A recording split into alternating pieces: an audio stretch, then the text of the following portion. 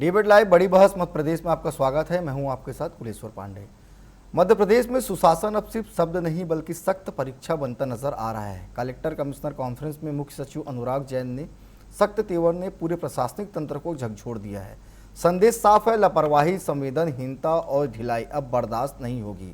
जन सुनवाई से लेकर अवैध खनन, ड्रग्स माफिया और कानून व्यवस्था तक हर मोर्चे पर जवाबदेही तय की जा रही है। सरकार का फोकस है परिणाम आधारित प्रशासन, लेकिन सवाल ये है कि क्या यह सख्ती जमीनी बदलाव ला पाएगी? क्या अफसरशाही अपनी कार्यशैली बदलेगी और क्या जनता को मिलेगी तेज और संवेदनशील शासन? आज इसी पर करेंगे चर्चा। सबसे पहले देखिए हमारी ये खास रिपोर्ट।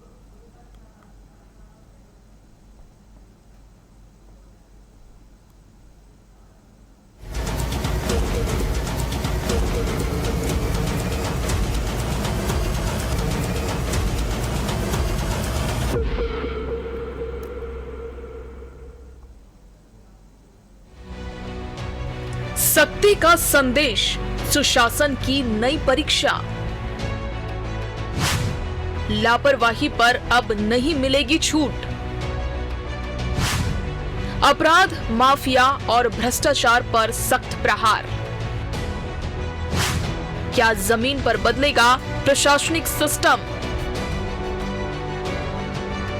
कलेक्टर कमिश्नर कॉन्फ्रेंस में इस बार प्रशासनिक लापरवाही पर खुलकर नाराजगी जताई गई। मुख्य सचिव अनुराग जैन ने साफ कहा कि अगर जनता जन सुनवाई में परेशान होकर आत्मघाती कदम उठा रही है तो ये सिस्टम की बड़ी विफलता है। सरकार अब केवल फाइलों की प्रगति नहीं बल्कि जमीन पर असर चाहती है। अवैध खनन में पकड़े गए वाहनों को जब्त कर नीलामी के निर्देश दिए गए हैं। संदेश साफ है, अब ढिलाई नहीं सीधी कार्रवाई होगी। बैठक में लोक सेवा गारंटी, सीएम हेल्पलाइन और जनसुनवाई जैसे सिस्टम की समीक्षा सबसे अहम रही। मुख्य सचिव ने कहा कि यही सरकार की असली पहचान तय करते हैं। भोपाल और सिंगरौली जैसे जिलों में पेंडेंसी और लापरवाही पर कड़ी फटकार भी लगी। अफसरों को साफ चेतावनी दी गई कि काम में संवेदनहीनता बर्दाश्त नहीं की जाएगी।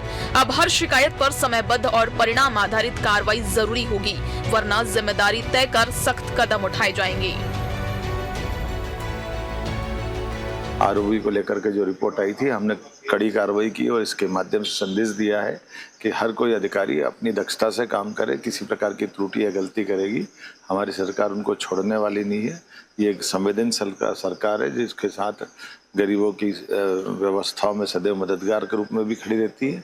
लेकिन कहीं गलती अधिकारी या कोई कर्मचारी न करे, इसका प्रयास भी रहता है।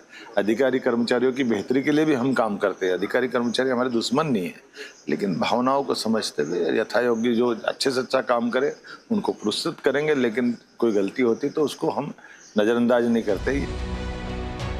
सुशासन की इस बैठक में विकास मॉडल पर भी बड़ा फोकस देखने को मिला। हर जिले को अपनी स्थानीय अर्थव्यवस्था मजबूत करने के निर्देश दिए गए।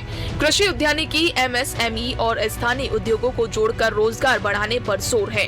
एक जिला एक उत्पाद, कोल्ड स्टोरेज और फूड प्रोसेसिंग जैसी योजनाओं को गति देने की बात हुई। संदेश साफ है कि विकास केवल सरकारी योजनाओं से नहीं बल्कि जमीनी भागीदारी और मजबूत प्रशासनिक निगरानी से ही संभव है। मध्य प्रदेश में अब सुशासन का नया अध्याय लिखा जा रहा है, जहां सख्ती और जवाबदेही दोनों साथ चल रही है। सरकार का संदेश साफ है, जनता की सुनवाई प्राथमिकता है, अपराध पर जीरो टॉलरेंस है और विकास के लिए परिणाम जरूरी है।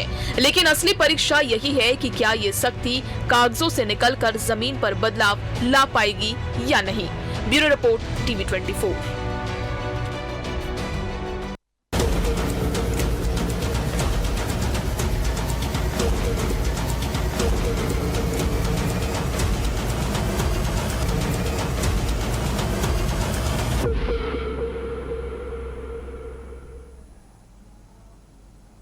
तो आज का हमारा विषय है सख्ती का संदेश, सुशासन का प्रदेश। निश्चित तौर पे मुख्यमंत्री डॉक्टर मोहन यादव जो है उनकी पूरी कोशिश है कि मध्य प्रदेश में सख्ती लाया जाए ताकि आम जन को परेशानियों का सामना ना करना पड़े। अधिकारी कर्मचारी जो है बहुत अच्छे से आम जनता का समस्या का समाधान करे, लेकिन कई जगह लापरवाही भी साफ तौर पर देखने को मिलती है, इसलिए सख्ती भी समय समय पर जरूरी होती है। चलिए इसी पर करेंगे चर्चा। हमारे साथ तीन बेहद खास मेहमान जुड़ चुके हैं। सत्येंद्र जैन जी है, बीजेपी के प्रवक्ता, स्वागत करता हूँ मैं उनका।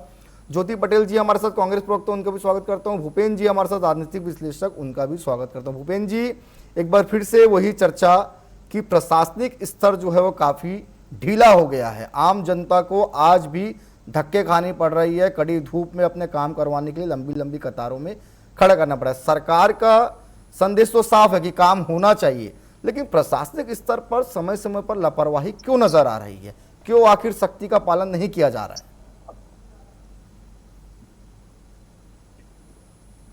देखिए पांडे जी, निश्चित रूप से देखिए, कार्यपालिका को विधायिका का जब तक कोऑर्डिनेशन नहीं होगा उस हिसाब से काम नहीं होगा। मोहन सरकार को लगभग 2.5 वर्ष होने वाले हैं और इस तरह से उनके पास गृह मंत्रालय शुरू से है और गृह मंत्रालय की स्थिति और समीक्षा उनका ही दायित्व बनता है क्योंकि वो मुख्यमंत्री हैं।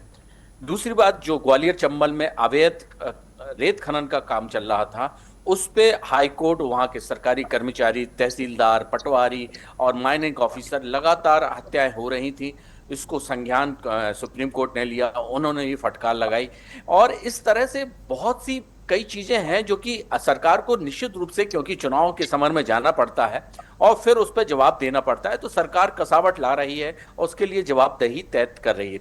वही अनुराग जैन की अध्यक्षता में हुआ जब से सुप्रीम कोर्ट का फैसला आया और उन्होंने पुलिस कमिश्नर और वहां के कलेक्टर और उनको कसावट के लिए कहा गया है। और निश्चित रूप से जिस तरह से मुख्यमंत्री विधायिका के होते हैं और चीफ से मुख्य सचिव प्रशासनिक अधिकारियों के होते हैं, तो जब तक उनका कोऑर्डिनेशन और नीचे तक नहीं जाएगा। दूसरी बात, उन्होंने जो समन्वय के रूप में जिस तरह से उन्होंने हर कलेक्ट्रेट में हर हफ्ता बैठने के लिए जन सुनवाई होती है, सीएम हेल्पलाइन है, इनके लंबे प्रकरण लंबित हैं, लोग बाग उनसे त्रस्त हो चुके हैं। ऐसी कई जगह से, कई जिलों से शिकायतें वहां पे लोग उपद्रव करने लगे और हमने देखा भी है कि अभी किसान का भी वो था तो वो भी समस्या थी। फिर जो तीज त्योहार आ जाते हैं तो उनमें भी कुछ चीजें ऐसी लाइन ऑफ ऑर्डर हो जाती है। तो ये निश्चित रूप से सरकार इनके लिए कटिबद्ध होती है और सरकार निश्चित रूप से कार्यपालिका के साथ एक समन्वय बना के निश्चित रूप से काम करने के लिए धरातल पे उतरेगी। लेकिन साथ साथ ये भी देखना पड़ेगा कि इनमें जो अच्छे, मुख्यमंत्री ने अपने वाइट में भी कहा है कि जो अच्छे अधिकारी होंगे उनको पुरस्कृत किया जाएगा और जो होंगे जो इस तरह से कार्रवाई करेंगे, तो सरकार ने कई बार लंबी लंबी सूची में आईएएस अधिकारियों, आईपीएस अधिकारियों के ट्रांसफर भी किए हैं, उनमें पारदर्शिता लाने की कोशिश भी की है। और ये एक अच्छा कोऑर्डिनेशन था कि इसमें नए नवांतर भी अधिकारी लोग जो आईएएस आईपीएस थे उनको फील्ड में उतारने के लिए कोशिश भी की गई और जो पुराने अनुभवी एसएएस सर्विस से थे उनको भी लानी। लेकिन उसके बाद भी कई बार ऐसी समस्याएं बनी हैं और सरकार उसको, क्योंकि ये चाहती है कि सरकार निश्चित रूप से ये चाहती है कि विपक्ष को इस तरह से इशू मत मिले और जवाबदेही भी है जनता के प्रति और जनता के प्रति उनकी से, तो ये कसावट बहुत जरूरी है। बिल्कुल, कसावट जरूरी भी रहता है क्योंकि जनता चाहती कि हमारा भी काम जो बहुत समान ढंग से हो। ठीक है सत्येंद्र जी, अगर सख्ती इतनी असरदार है तो जन सुनवाई में आत्मदाह जहर की घटनाएं क्यों सामने आती है बार बार? देखिए कुलेश्वर जी, जो हमारे मध्य प्रदेश की भगवान रूपी जनता है, देव रूपी जनता है, जो प्रधानमंत्री श्री नरेंद्र मोदी जी ने नागरिक देवोभव का मंत्र दिया है, भारतीय जनता पार्टी की सरकार भी उसी को आत्मसात करती है, उसी को अंगीकार करते हुए आगे बढ़ती है। और जो कार्यपालिका है उसको भी निर्देशित किया गया है कि हमारे पुरुषार्थी और महाराजा विक्रमादित्य के संप्रतापी मुख्यमंत्री डॉक्टर मोहन यादव जी ने कार्यपालिका को भी निर्देशित किया। हमारे जो मुख्य सचिव हैं आदरणीय श्री अनुराग जैन जी, उनको भी निर्देशित किया गया कि आप अपनी बैठक लीजिए और जिस प्रकार से जो अनियमितता आ रही है इनको भी दूर करिए। साथ ही साथ जो विकसित भारत का जो संकल्प है उसमें मध्य प्रदेश क्या भूमिका निभाएगा और हर जिले की अर्थव्यवस्था का क्या भूमिका होगी, किस प्रकार रोल रहेगा, तो उन आर्थिक नवाचारों के बारे में भी उनको बात की गई। तो जो चीफ सेक्रेटरी हैं मुख्य सचिव माननीय अनुराग जैन जी, उन्होंने कहा भी है कि हर जिले की अर्थव्यवस्था भी बढ़ाना, साथ साथ ये जो डे टू डे वाले जो आवश्यक कार्य हैं, जनता के जो सुविधाओं के लिए, जनता की जो समस्या है उनका निराकरण का सिस्टम भी सही रहे, अनेक बिंदुओं पर उस मीटिंग में चर्चा हुई और उसमें अनेक बिंदुओं पर उसमें राजस्व बढ़ाने की बात हुई, उसमें माइनिंग की बात हुई है, उसमें जल प्रबंधन के लिए बात हुई है, जल की समस्याएं दूर हो और इसी प्रकार से अनेक और कार्य, उसमें जो हमारी जो फूड प्रोडक्शन है, जो हॉर्टिकल्चर है, उसका जो देश में चौथे नंबर पे आ गया मध्य प्रदेश। पहले मध्य प्रदेश का नंबर और पीछे था, अब चौथे नंबर, ये अनेक कार्य हुए।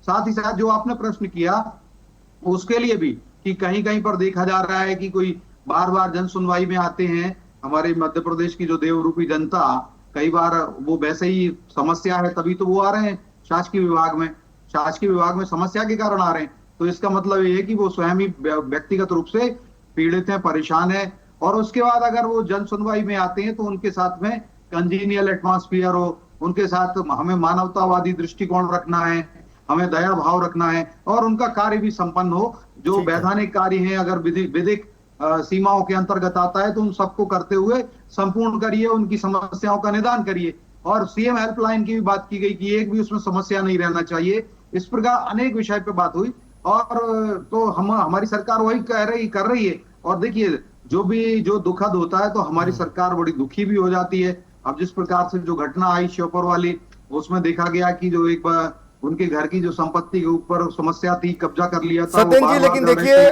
सत्येंद्र जी, आप भी जानते हैं और हम भी जानते हैं कि अधिकारी जो रहते हैं वो बंद कमरे में एसी में ही बैठते हैं, लेकिन जो आम जन रहती है वो कड़ी धूप में भी बाहर खड़े होकर मदद का गुहार लगाती है, लेकिन काम जो है उनका काफी लंबा चले जाता है। तो क्या ऐसे अधिकारियों के ऊपर कार्रवाई भी की जाएगी जो सरकार के मंशा के अनुरूप काम नहीं कर रहे हैं? क्योंकि सरकार का मंशा तो साफ है, जनता को त्वरित मदद मिले।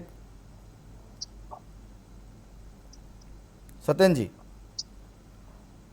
जी, निस्संदेह उन पर कार्रवाई की जाएगी और कार्रवाई की भी गई। जो तहसीलदार थी वहां पर जो फुटेज में आया उनके ऊपर भी कार्रवाई की गई है। और आपने देखा कि डॉक्टर मोहन यादव जी जो कार्यपालिका संबंधी जो गलतियां होती हैं, जो खामियां होती हैं, उसमें ये नहीं देखते कि अधिकारी, बड़े अधिकारी को दंडित किया जाता है। बड़े अधिकारी का स्थानांतरण करना, बड़े अधिकारी पर कार्रवाई करना।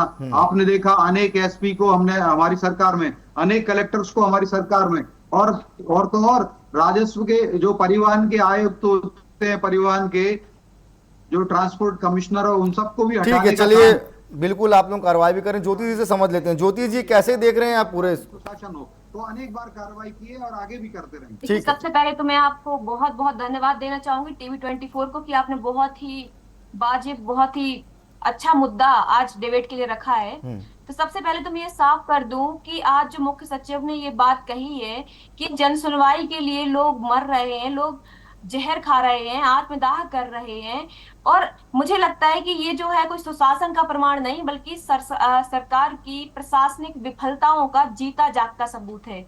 तो सरकार आज जिस शक्ति की बात कर रही है, तो सबसे पहला सवाल तो यही बनता है ना कि शक्ति किस चीज की। आज तक आपकी सरकार, ऐसा तो है नहीं कि आपकी सरकार नहीं आई, 2023 के पहले भी आपकी सरकार थी, 18 के पहले भी आपकी सरकार थी, 13 के पहले भी थी और 8 के पहले भी आपकी सरकार थी। आपकी सरकार इतने लंबे समय से है, उसके बाद आप इतने सालों बाद ये कह रहे हैं कि हम सख्ती कर रहे हैं। तो इतने समय से किसके संरक्षण में ये ढिलाई चल रही थी? फिर आप ये बताइए कि जो आज अवैध खनन चल रहा है वो किसके संरक्षण में चल रहा है? ड्रग माफिया जो फल फूल रहे हैं वो किसके संरक्षण में फल फूल रहे हैं? बिना नंबर प्लेट के जो गाड़ियां दौड़ाई जा रही हैं वो किसके नाक के नीचे दौड़ाई जा रही हैं?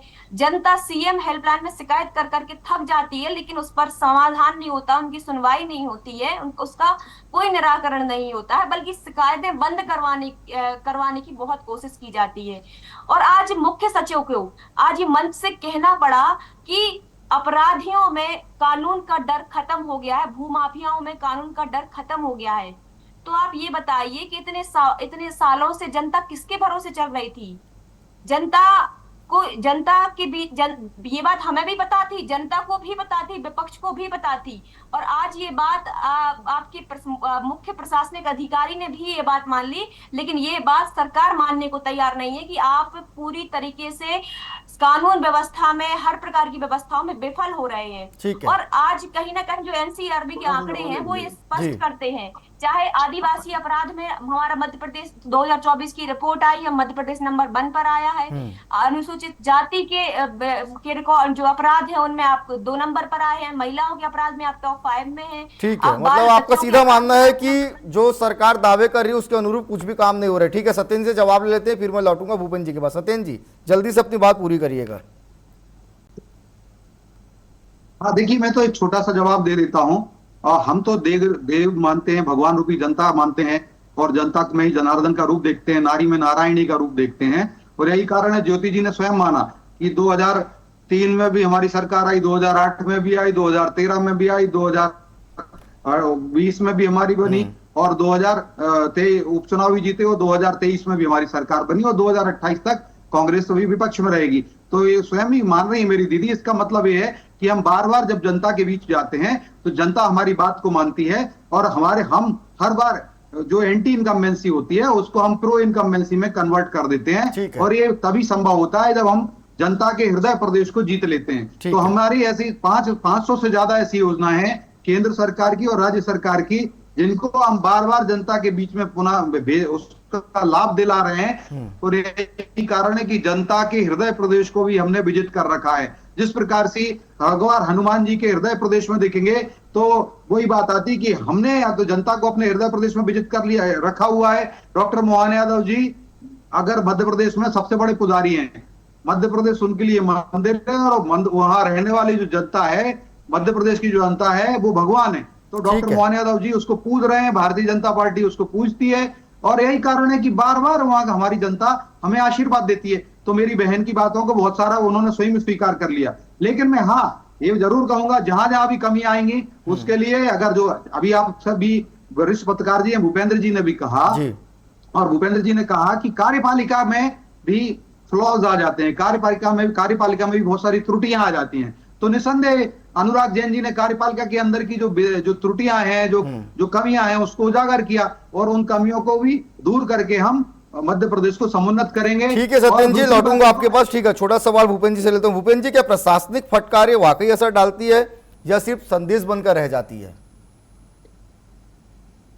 देखिए क्या होता है कि महत्वपूर्ण बिंदु ये होता है कि जब वो जो राज्य के प्रशासनिक सेवा के अधिकारी होते हैं और भारतीय सेवा के प्रशासनिक अधिकारी होते हैं, उनमें समन्वय बनाना बहुत मुश्किल हो जाता है। क्या होता है, सबसे महत्वपूर्ण विषय ये होता है, जब यूपीएससी से और पीएससी से क्वालिफाइड करके लोग आते हैं तो पीएससी का जो व्यक्ति जो डिप्टी कलेक्टर से प्रमोटेड होकर फिर आईएएस कलेक्टर और कमिश्नर बनता है, वो सरकार के साथ कोऑर्डिनेशन अच्छा करता है।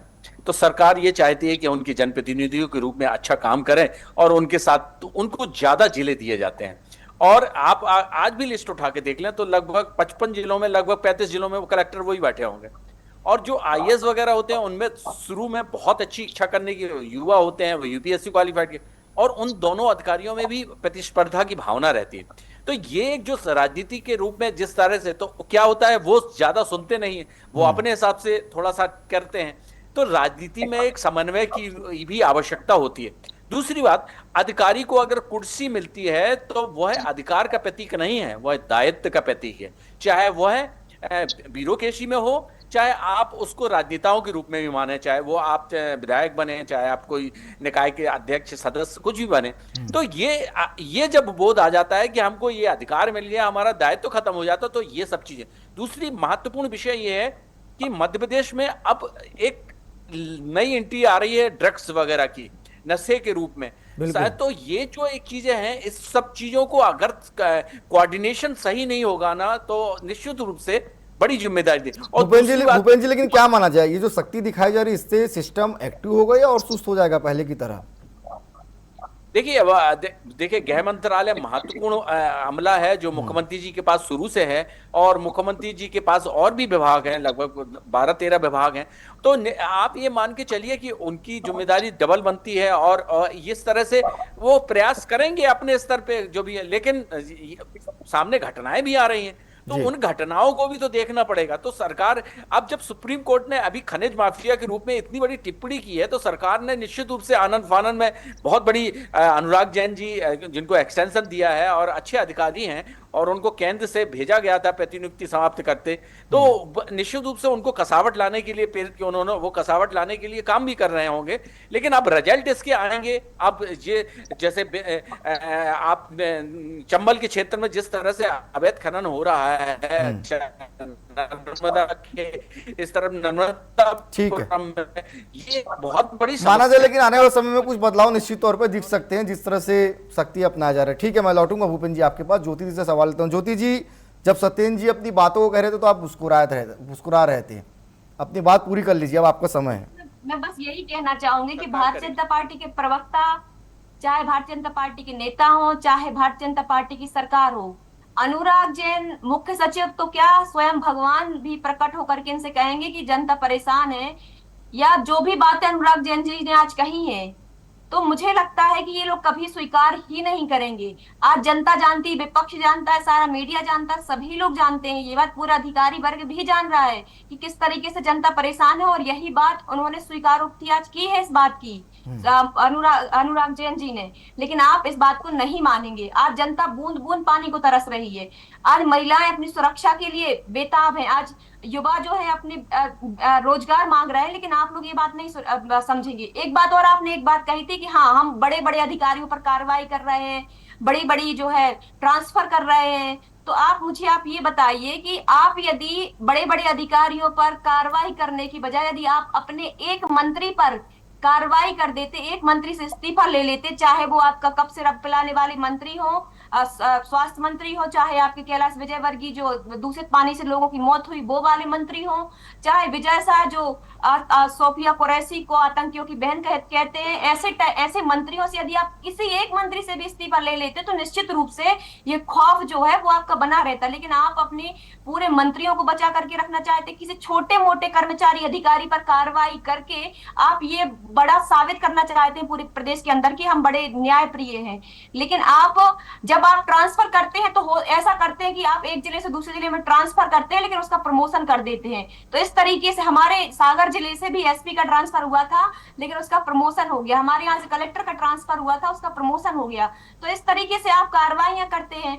और मुझे लगता है कि आज मध्य प्रदेश की जनता जिस तरीके से परेशान है, अनुराग जैन जी ने जो बात एक्सेप्ट की है, वो बात आपको एक्सेप्ट करना चाहिए। इस दिशा में आपको प्रयास करना चाहिए, चाहे किसानों की बात हो, चाहे महिलाओं की बात हो, चाहे कानून व्यवस्था की बात हो। यदि आप इस तरीके से काम करेंगे तो निश्चित रूप से आप जो नर और नारायण की बात कर रहे हैं, जो आप जनता को भगवान मानने की बात कर रहे हैं, तो आप बार बार इस बात पर आ जाते हैं कि हम चुनाव हमारा होगा, चुनाव हम जीत जाते हैं, चुनाव हम हर बार जीत जाते हैं। तो चुनाव जीतना, मुझे लगता है कई ऐसे नेता होंगे जो चुनाव जीतने के बाद रेप करते हैं, उन पर रेप साबित होता है। चुनाव जीतने के बाद भ्रष्टाचार के मामले भी पकड़ाए जाते हैं। तो चुनाव जीतना अकेला ये नहीं साबित करता है कि आपका सुशासन ठीक है, आपकी सरकार ठीक चल रही है। तो आप चुनाव लड़ने और जीतने से इसका आंकलन मत करिए। ठीक है सत्येंद्र जी, बैठकों में चेतावनी और सख्ती तो बहुत हुई, जनता जमीनी स्तर पर बदलाव कब महसूस करेगी? देखिए, जनता जमीन पर बदलाव महसूस कर रही है कुलेश्वर जी, और लोकतंत्र में चुनाव ही एक टेस्टिंग का पैरामीटर होता है। अगर हमारे बदलाव या हमारे कार्य से जनता खुश ना हो तो हमें जनता उठाकर बाहर फेंक दे। तो जनता की हम सेवा करते हैं, जो कमियां हैं उनको दूर करते हैं। अभी भी ये समीक्षा हुई है, जो हमारी ज्योति दीदी कह रही हैं वो मेरी बहन है, लेकिन कांग्रेस पार्टी जरूर सारे चीजों में लिप्त रहती है। अब कांग्रेस पार्टी में जो महिलाओं का अपमान करता है, जो नारायणी स्वरूप माताओं बहनों का अपमान करते हैं, उनको तो नेता विपक्ष बना दिया जाता है। और ऐसे गंभीर आरोप लगे हैं और वो सुप्रीम कोर्ट तक गए हुए हैं। और उनकी स्वयं की धर्मपत्नी नेता विपक्ष उमंग सिंगार जी की बात कर रहा हूं मैं, कि उनकी स्वयं की जो धर्मपत्नी है, जिन्होंने की शपथ पत्र में उनका नाम दिया, सुन लीजिए दीदी, सुन लीजिए ज्योति बहन, मैं कह रहा हूं, तो कांग्रेस पार्टी ने उनको नेता विपक्ष बना दिया। ये तो घटना पहले की थी, जब उनके घर पर एक महिला की मृत्यु होती है, वो मृत्यु नहीं है, वो कह रही है, उनकी धर्मपत्नी कह रही है कि वो हत्या है।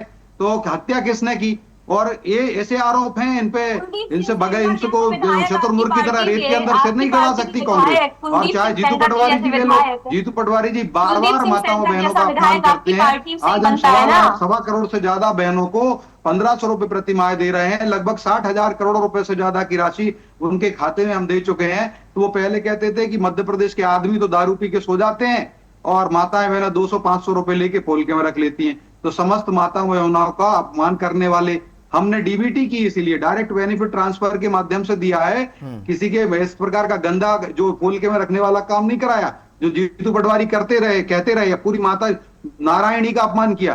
दूसरी बार कहने लगे कि वो दारू पीने लगी हैं माताएं बहन, जो हम 1.25 करोड़ से ज्यादा बहनों को पैसा दे रहे हैं। तो जीतू पटवारी कहते हैं कि इससे तो सारी शायद हमारी ज्योति बहन को भी दारू पीने वाला बता दिया, क्योंकि ज्योति बहन जी भी हमारी मध्य प्रदेश की नागरिक हैं। तो बोले मध्य प्रदेश की जितनी महिलाएं हैं वो जिनको वो सब दारू पीने वाली बता दी। तो ये पूरी नारायणी का अपमान कांग्रेस करती है, और ऐसे लोगों को कांग्रेस पार्टी उन्नत करती है, अलंकृत करती है, प्रमोट करती है, तो कांग्रेस पार्टी करती है। रही बात मंत्रियों की, तो विजय शाह जी का बार बार 4-5 बार वो माफी मांग चुके हैं। जो भी माननीय सुप्रीम कोर्ट का निर्णय आएगा भारतीय जनता पार्टी की सरकार को और हमें श्रोधारी रहेगा, हम उसको पालन करेंगे। माननीय सुप्रीम कोर्ट के अंदर है, उसमें अभी कुछ कह नहीं सकते हम। इसी प्रकार जो बात है, जो दवाओं की बात हुई, जो सिरप की बात हमारी बहन जी ने कही, तो छिंदवाड़ा में बड़ा दुख की बात रही। हमने जो संभव प्रयास थे सब किए, लेकिन ऐसी कंपनी जो है, जो डीएमके को अभी इन्होंने धोखा दे दिया, डीएमके खुद कह रही कांग्रेस गद्दार है। चलिए ठीक है, समय DMK इजाजत वाली नहीं दे रहे सत्येंद्र जी, इसलिए इस विषय को यहीं पर समाप्त करना पड़ेगा। आप तीनों मेहमान का बहुत धन्यवाद हमारे साथ जुड़ने के लिए। तो कुल मिलाकर मध्य प्रदेश में मोहन सरकार जो है लगातार सख्ती ला रही है ताकि आम जनता का काम जो है प्रशासनिक स्तर पर आसानी से हो जाए, आम जनता को परेशानी ना हो। लेकिन उस पर भी सवाल जो है विपक्ष की तरफ से खड़े हो रहे हैं कि ये सिर्फ दिखावा है, जमीनी स्तर पर कोई भी काम नहीं हो रहा है। फिलहाल आज के लिए इतना ही, कल किसी और विषय के साथ होगी मुलाकात। मुझे दीजिए इजाजत, धन्यवाद।